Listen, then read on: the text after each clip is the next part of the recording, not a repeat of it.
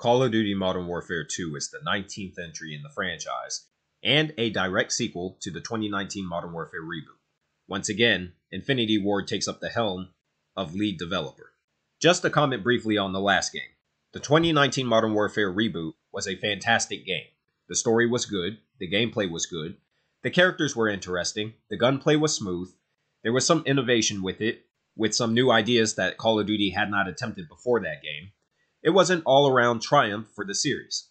So coming off of the sugar rush that was the 2019 reboot, one would think that it would be a safe bet to say that the sequel would be even better. Well, as we all know, bigger doesn't mean better, and with great disappointment, the sequel, this game, Modern Warfare 2, is nowhere near as good as its predecessor.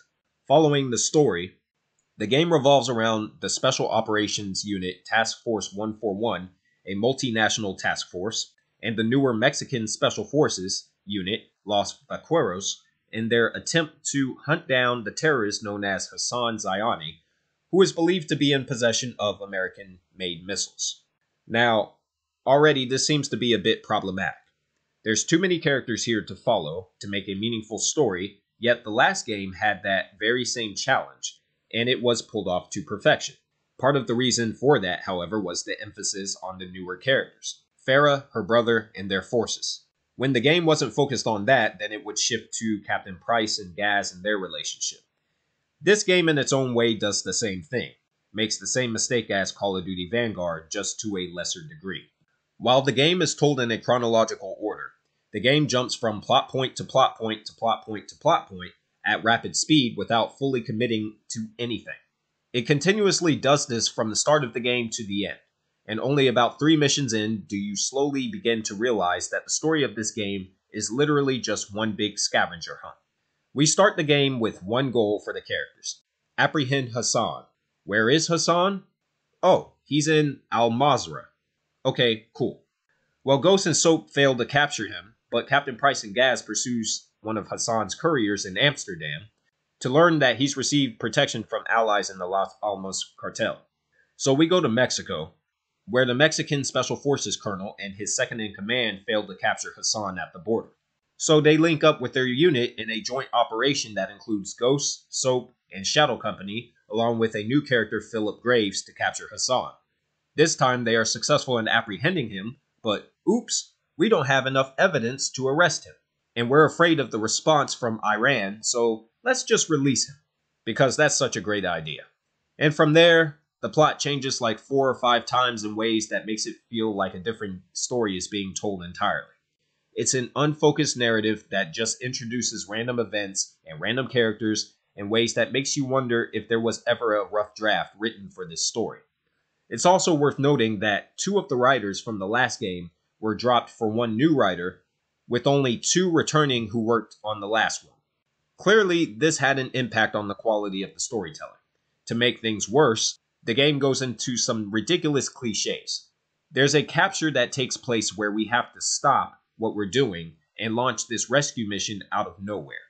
But wait a minute, we still have a lead to follow with Los Alamos, remember? So let's split up. One half will conduct the rescue mission, and the other will hunt down the leader of this gang. So we go from plot point A to plot point B to plot point C to D and so forth, and still don't have this one guy that you already captured earlier in the game that you chose to release so he can cause more chaos. Make it make sense. It's an excuse to drag out the runtime to an excessive degree. This is one of the longest Call of Duty campaigns, and as much as people complain about how short these games are, if there's any game in the series that could have used some trimming, it's this one. If they wanted to make a longer campaign, then that's fine, but this was not the way to go about it from a narrative perspective. The story, however, is only the beginning of what's wrong with this game, because from a gameplay perspective, Modern Warfare 2 jumps from one gimmick to the next, trying to subvert what a typical Call of Duty experience is supposed to be at every opportunity it gets. Sometimes it does this through the level design, sometimes it does this through set pieces or boss encounters, but it always feels like the devs wanted to go out of their way to make the game as loud, as explosive, as big, and basically as blockbuster as possible. But that's the problem. What was great about the first game was that it wasn't trying to be this big blockbuster summer movie experience. The first game was scaled back, slower paced, and even when it did introduce those larger moments, they weren't done at the expense of the boots on ground gameplay the series is known for. This game does nothing but go out of its way to avoid the standard boots on ground gameplay. Let's have a firefight where the player is in water, but must use rocks while submerged to take cover from enemies on land. As it turns out, such an idea actually looks better if you're watching the game rather than playing it.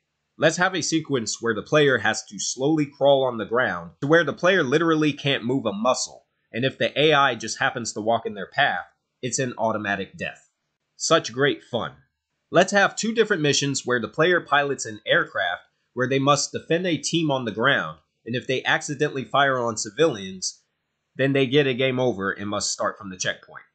Brilliant idea. Just brilliant. Let's have a chase sequence reminiscent of a Fast and Furious movie where the player is jumping from vehicle to vehicle, hijacking trucks as they're moving down the road. And let's put some bombs in the player's path along the way. Just fantastic choices from this development team. Let's have, and I shit you not, a mission where the player is stripped of all of their weapons, and now they must make items out of raw materials and hide from enemy patrols. What is this, a Resident Evil game? Is it a The Last of Us game? Or is it a Call of Duty game? Because it sure doesn't feel like one right now. Even when the game finally stops throwing gimmicky level design in your face and goes back to the normal boots on ground stuff, they throw in these overpowered armored enemies as damage sponges, completely ruining whatever stage they appear in, like the stage Prison Break. The level design in general is weaker than the first. Either the stages are too short or they're too long. There is no middle ground. Call of Duty typically benefits from the carefully scripted gameplay the series is known for, being guided along a strict path by your AI companions. But in the case of this game, it actually detracts from the strength of the series and makes the game a chore to play due to these constant gimmicks being thrown into the level design. Missions like Recon by Fire, Close Air, Hardpoint, Alone, and others make this apparent what the problem is with this game's direction. In fact, the only 2 decent stages in the entire game are Borderline, which is great, but it's unfortunately too short, and the same can be said about Dark Water, which has some good throwbacks to the original Modern Warfare with Call of Duty 4, but that's the thing. The game is filled with ideas that have been done already regarding the mission structure and the level design. So even if you can ignore all of the gimmicks it shoves down your throat, it's even harder to swallow the fact that this campaign as a whole is simply one of the weakest in the entire series. This is thanks to its heavy use of gimmicks, lack of focus on boots on ground gameplay, terrible enemy design, and a story that jumps inconsistently from plot point to plot point while feeling abnormally elongated and forced at the same time. Instead of delivering a solid core Call of Duty experience, the game instead is more concerned about delivering ridiculous action set pieces that feel like they're from another franchise entirely. That sounds better on paper rather than providing a proper boots-on-ground gameplay experience.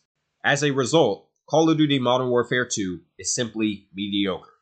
It's a huge step down from the first game in almost every conceivable way. But if this game turned out like this, I can only imagine what they would do for the next one.